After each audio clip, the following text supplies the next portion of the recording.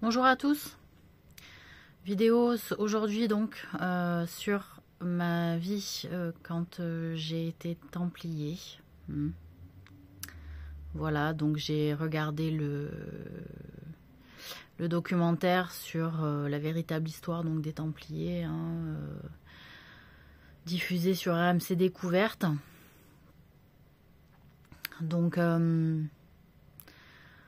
alors effectivement, moi on m'avait confirmé en amont que j'avais bien été Hugues de Pin. Et donc je le confirme. Voilà.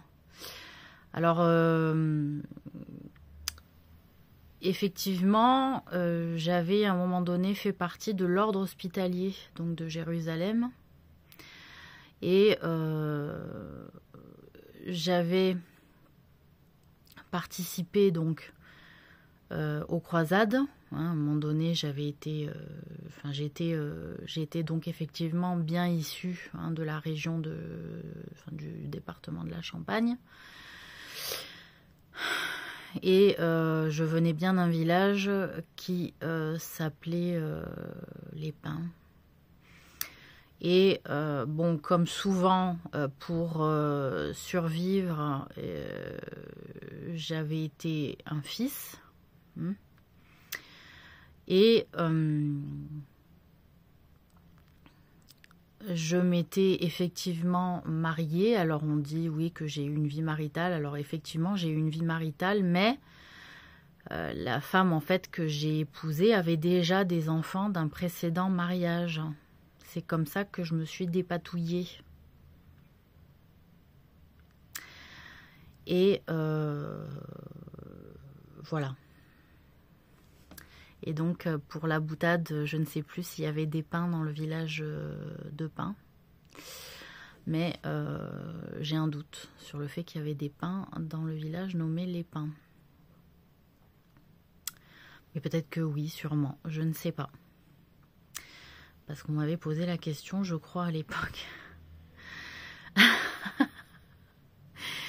Donc voilà. Et donc bon, j'ai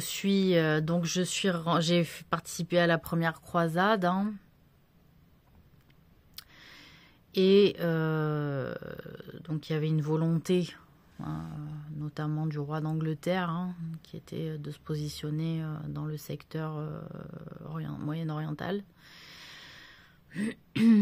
Il y avait une volonté de faire un pèlerinage effectivement sur la tombe de Jésus-Christ et l'endroit là où il avait été crucifié. Il y avait un espèce d'essor, il y avait une espèce de renaissance, de réminiscence un peu de la foi forte en fait.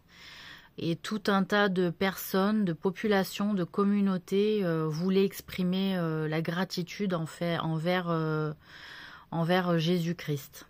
Voilà. Et envers Dieu au travers de lui. Donc il y avait vraiment une espèce de volonté populaire à aller faire un pèlerinage pour remercier l'œuvre de Jésus. Et en ce sens, donc il y avait des personnes sur place à Jérusalem qui aidaient donc les pèlerins, au moins à être nourris et à être hébergés. Pour autant, effectivement, le massacre qui a eu lieu donc à Jérusalem, où il est dit dans le documentaire qu'il y avait du sang jusqu'aux genoux, c'était pas les chroniqueurs qui ont abusé, c'est vrai. Voilà, ça a été un carnage. Et même nous, à l'époque, on a dit plus jamais ça. C'est pas possible de faire autant de mal à la population. C'est pas de l'ordre de Dieu que de faire autant de carnage en fait. Donc oui, il y avait bien du sang jusqu'aux genoux. C'était une mare, mais un étang plutôt de sang. C'était une horreur. Voilà, donc ça a été monstrueux. Et si les chroniqueurs l'ont rapporté, effectivement, il y a eu des témoins. Et moi, je suis témoin de ça, que ça a été un véritable bain de sang. Mais alors, une baignade. Voilà, c'est le cas de le dire.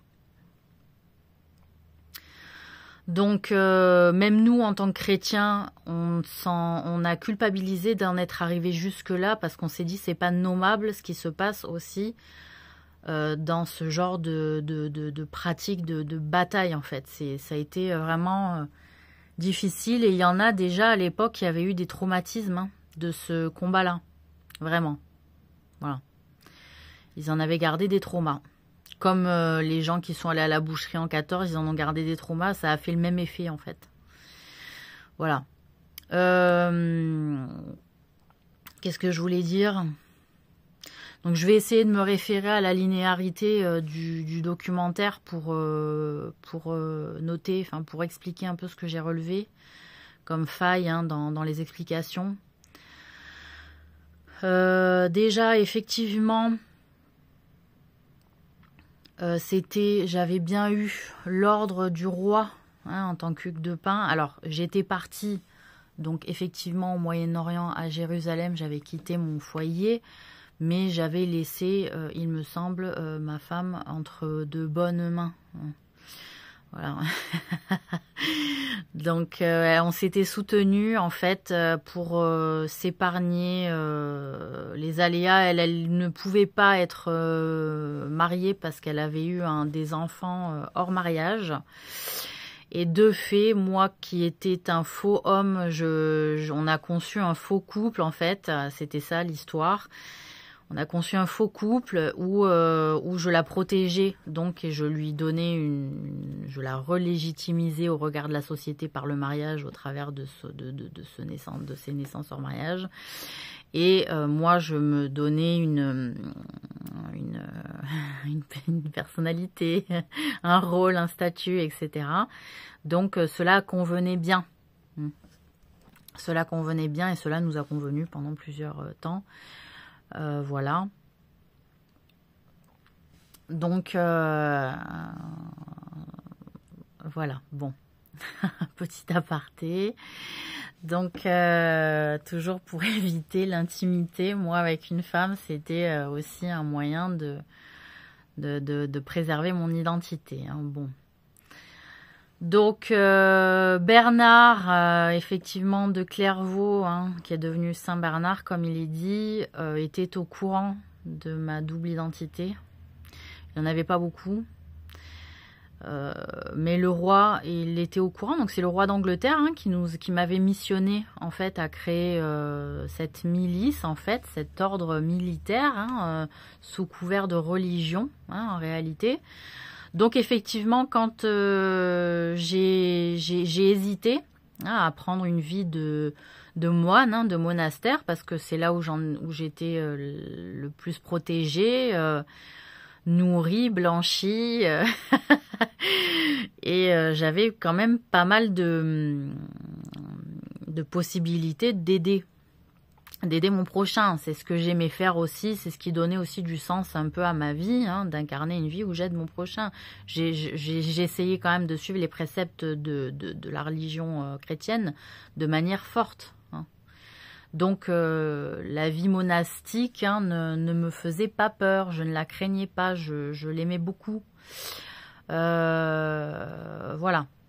Et c'était effectivement aussi un moyen de se protéger et de protéger aussi les gens qui m'entouraient, puisque j'étais quand même connue pour avoir de bonnes stratégies et une bonne tacticienne militaire. Bon, voilà. Donc,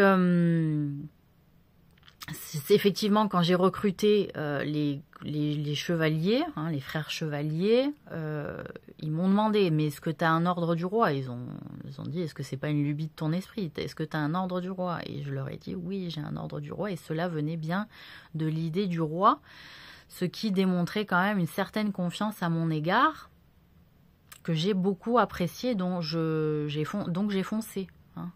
J'ai foncé parce que cela aussi m'intéressait grandement, de pouvoir monter une milice, entre guillemets, hein, chrétienne, hein, pour participer à protéger les pèlerins et les intérêts chrétiens dans la terre moyen-orientale. Voilà. Parce qu'il y avait beaucoup malheureusement, il y avait beaucoup de mouvements, et que historiquement c'était le moment où il fallait aussi défendre ses intérêts et savoir se positionner. Bon. Donc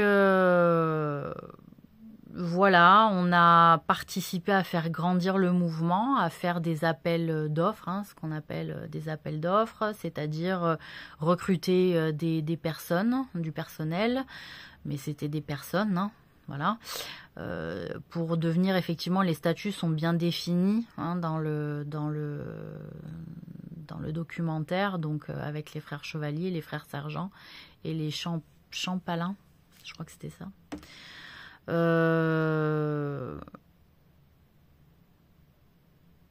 Donc c'était aussi ceux qui surveillaient la vie monastique des chevaliers et qui géraient l'organisation des rituels pour que les frères chevaliers n'aient pas à le faire, sachant que chaque groupe était quand même ordonné selon leur propre mission. Et que effectivement,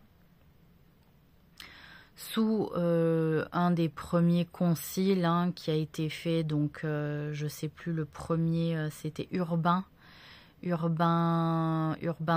ou je sais plus, Urbain III ou Urbain IV, j'ai plus le chiffre en tête. Malheureusement, le documentaire, je l'ai regardé, voilà, je réagis un peu à chaud. Donc effectivement, sous ce concile-là, où il a été créé le code, hein, le code des Templiers, en réalité, effectivement, j'étais présente lors de ce concile, hein, cela a été très gratifiant. Effectivement, je suis allée demander de l'aide comment il s'appelle, à Bernard, donc qui était le frère, hein, il me semble, de ma femme à l'époque. Et donc ils disent première femme, mais enfin il me semble que j'en ai eu qu'une dans l'histoire. Qu'est-ce que je voulais dire? Et donc effectivement le pape, hein, m'avait demandé expressément, j'ai dit, est-ce que ça vous intéresserait? Parce qu'effectivement, il fallait un aval, une validation sacerdotale, hein, pour pouvoir évoluer, continuer d'évoluer et avoir un crédit même vis-à-vis de nos ennemis, hein, et de nos amis, hein, et alliés futurs, hein, ou déjà en place. Donc, il fallait aller voir le pape pour avoir une légitimité religieuse à défendre aussi les intérêts des chrétiens. Cela n'a pas forcément plu d'ailleurs au roi, hein, d'aller à ce que je demande l'accréditation, parce que j'avais déjà l'accréditation royale, hein. Donc j'étais quand même allée voir l'accréditation papale, hein, et cela avait quand même titillé le roi, hein, je m'en souviens. C'est pas dit dans le documentaire, mais ça l'avait titillé, hein. Donc, sachant que effectivement, il m'avait demandé expressément que on statue donc sur notre mode de fonctionnement, hein, sur nos règlements, mais aussi sur de ne pas manquer, hein, que c'était un devoir, les fêtes religieuses, ça il m'avait fait le rappel, le pape à l'époque, et aussi de nommer les statuts. Telle une association, en fait, on nomme les statuts de ce nouveau groupe, hein, comme fondement. Voilà. Donc ça a été important, et je ne sais plus qui a rédigé ce fameux manuscrit. Je peux l'avoir fait comme d'autres ont pu le faire. En réalité, c'est pas impossible. Voilà. J'ai souvent écrit des livres comme borne, hein, en fait, sur les différentes étapes de ma vie. Donc je ne sais pas. Voilà. Mais c'est peut-être aussi des moines, hein, qui ont fait le boulot. Je peux pas dire, sachant que c'était quand même une mission, on va dire, de Templiers. Donc voilà, est-ce que c'était des champelins? Je sais plus comment on dit, putain. Non mais désolé, hein, faut que je me remémore tout ça. Donc, qui le rédigeait, effectivement, on est allé faire effectivement des appels d'offres dans les différentes régions européennes, et on mettait en place effectivement ce qu'on appelait des commanderies, donc des sièges de commandeurs pour gérer cette nouvelle vie un petit peu sociale nouvelle de recrutement de chevaliers de l'ordre des Templiers. Donc cela donnait des accès à une trésorerie, hein, effectivement, puisque les gens se déplaçaient pour amener leurs dons dans ces commanderies. C'était des zones aussi d'entraînement, hein, pour apprendre aux chevaliers déjà à savoir ce qu'est un chevalier de l'ordre des Templiers et ce qui se différencie avec les chevaliers de classique, on va dire, puisque ce qui intéressait aussi une bonne partie, et c'est pour ça qu'on avait trouvé de la validation dans les ordres en fait papales, pontificaux, hein, c'est de dire on va aussi transformer les manières, un peu les mauvaises manières des chevaliers. Donc il y avait des chevaliers qui n'hésitaient pas à s'inscrire dans notre sillon, mais il y avait des chevaliers qui disaient ah non, moi la religion c'est pas mon truc, je vais rester comme je suis et merci beaucoup. Donc voilà. Donc c'était des zones d'entraînement, hein, c'était des zones de trésorerie, hein, là où on récupérait les donations. C'était des zones aussi de vie, de lieux de vie, des lieux de partage, des lieux de repas partagés. Et des lieux aussi potentiels de rites donc religieux chrétiens, mais liés à l'ordre templier. Voilà. Donc, bon, moi, ma première volonté, elle était celle du roi, hein, en réalité, en créant ce groupe, mais c'était aussi défendre les intérêts de la vision pure de Jésus-Christ. Donc c'était le côté où vraiment on faisait vœu de chasteté, on faisait vœu de pénitence aussi à des moments, on était très reliés au temps de prière, donc c'était une volonté vraiment de se rapprocher de la vie de Jésus, mais en y ajoutant le combat, c'est-à-dire il n'était plus question de tendre l'autre joue. Il était question de défendre les intérêts chrétiens sur terre et de défendre l'œuvre de Jésus sur terre. Donc c'était ça aussi la position que moi je voulais défendre et que je trouvais juste. Voilà.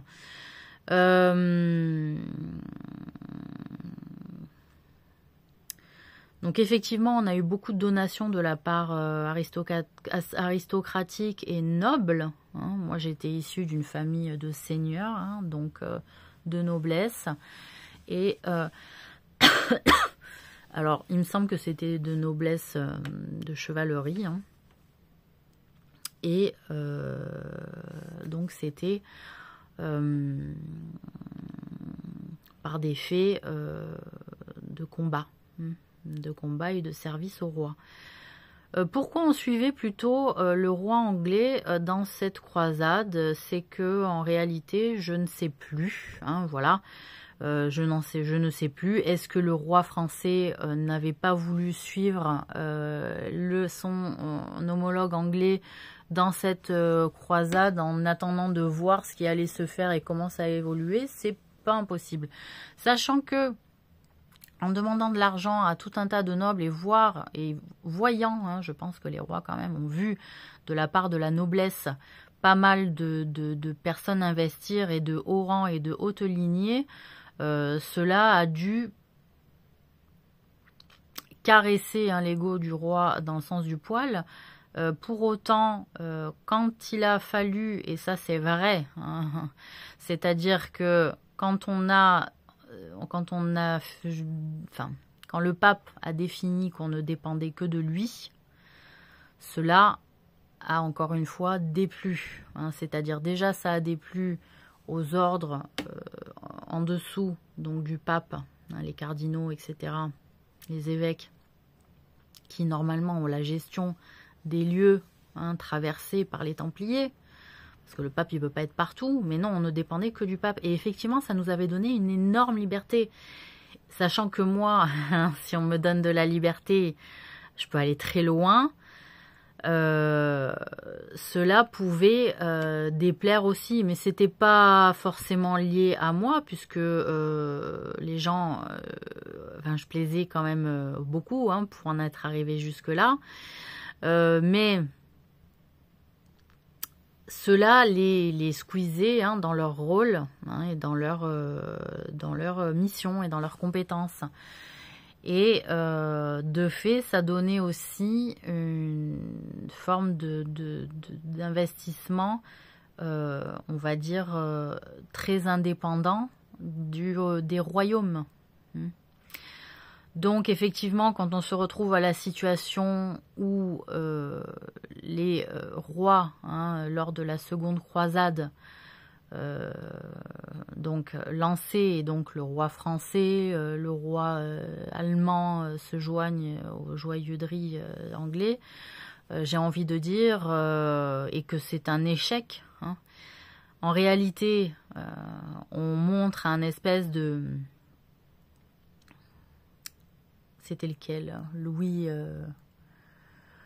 VII, hein, qui s'était soi-disant passionné pour l'ordre des Templiers. Je peux vous dire que c'était ironique de sa part. Hein. Moi, je m'en souviens. C'était ironique de sa part d'être en admiration malgré l'échec hein, de la seconde croisade. Parce qu'en réalité, moi, il m'avait tenu tout un autre discours en secret. Hein, c'était de dire l'ordre des Templiers, c'est bien beau, mais normalement, avec ce que vous avez reçu comme argent, comme investissement et comme formation, on aurait dû gagner.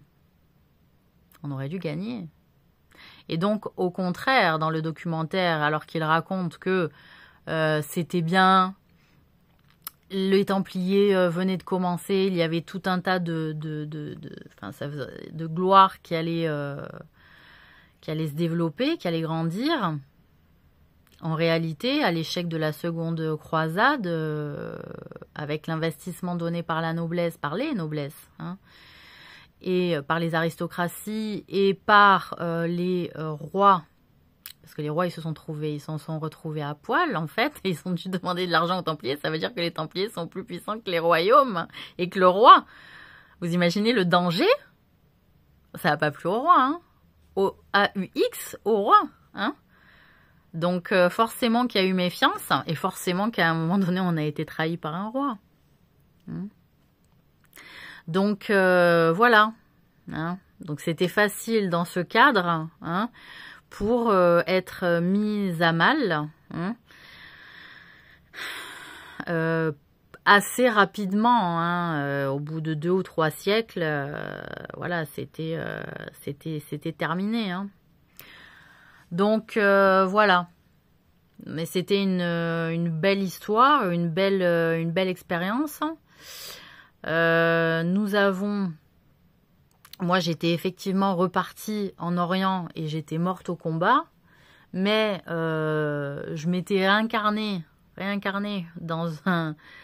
chez un autre homme où j'étais allée à la recherche de mes frères templiers et j'avais repassé même si c'est moi, Hugues de Pin, qui avait créé l'ordre templier, participé à le créer, hein, mais j'en avais été le maître. En fait, je redevenais, si vous voulez, un nouveau arrivant. Et ils m'ont fait repasser je crois que j'étais artisan en plus. Je m'étais incarnée chez un mec artisan. Et donc, bon, du fait de mon passif, il m'avait fait frère chevalier, mais j'aurais dû être frère sergent, un truc comme ça.